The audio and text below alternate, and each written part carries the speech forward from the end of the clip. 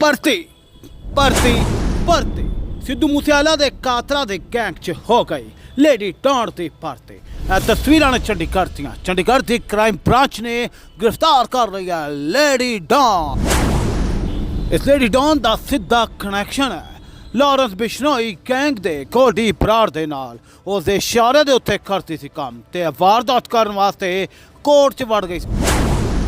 इल्जाम है कि कोर्ट के विच जाके इस गैंगस्टर नूं गोली मारनी सी, पर पुलिस नूं भणक लग गई और इस तो बाद हो गई इसकी गिरफ्तारी। तुसीं आप ही सुन लो पूरी जानकारी दे रहे हैं क्राइम ब्रांच के IPS अफसर। दैनिक मेल पंजाबी TV के लिए चंडीगढ़ तो रमेश कुमार की रिपोर्ट।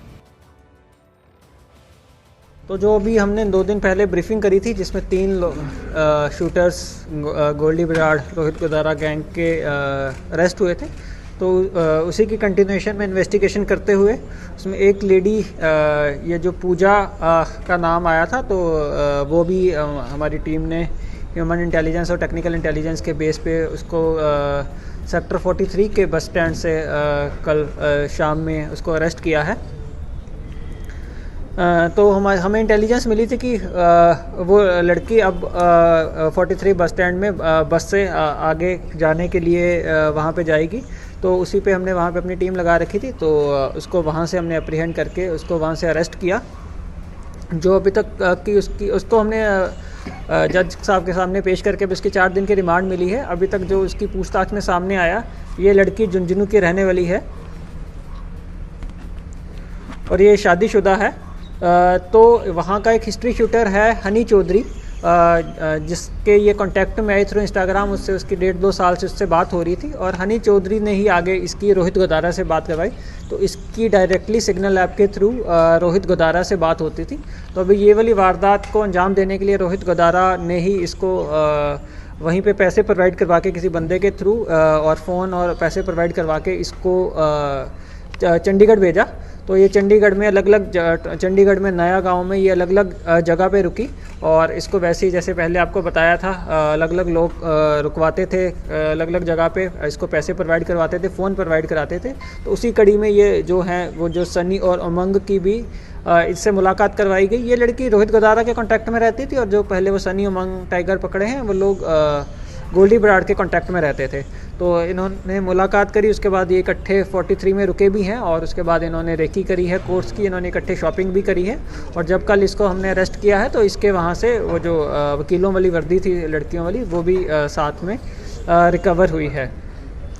और साथ में जो 2 लड़के और हमने अरेस्ट किए हैं, अमनप्रीत और परविंदर, ये सारी इनको लॉजिस्टिक हेल्प प्रोवाइड करवा रहे थे। वो जो सचिन उमंग इन्हीं के यहाँ पे रुके हुए थे 4-5 दिन के लिए। और ये लोग ही वो जो विक्की चौहान फाइनेंसर है, विक्की चौहान इन्हीं को डायरेक्शन देता था, ये लोग पैसे प्रोवाइड करवाते थे। तो ये लोग जो हैं ये विक्की चौहान के कांटेक्ट में रहे हैं, उसका हमें एविडेंस भी मिला है।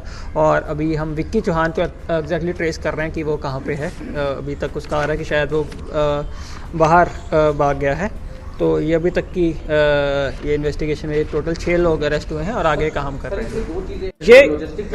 ये सारी लॉजिस्टिक्स ये प्रोवाइड करवा रहे थे। ये इनको जैसे लड़कों को रेलवे स्टेशन से उठाने की बात है, जब उनको वहाँ से पिकअप किया तो इन लोगों ने पिकअप किया वहाँ से, उसके बाद वहाँ रुकवाया इन्होंने काफ़ी दिन। उसके बाद पैसे भी इन लोग ये करवा रहे थे। अनमोल जो ये अमनप्रीत सिंह है,